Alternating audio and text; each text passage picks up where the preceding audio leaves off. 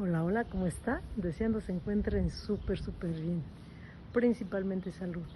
Vean qué hermosa vista, vean qué preciosa naturaleza, el día está hermoso, así es que disfruten. Oye, felicidades, feliz Día del Amor y la Amistad. A todas y a todos, pásenla súper bien, no solo hoy, siempre, y recuerden demostrar, demostrar a nuestros seres queridos con detalles, con acciones, que esos son los más importantes, no solo expresarlo.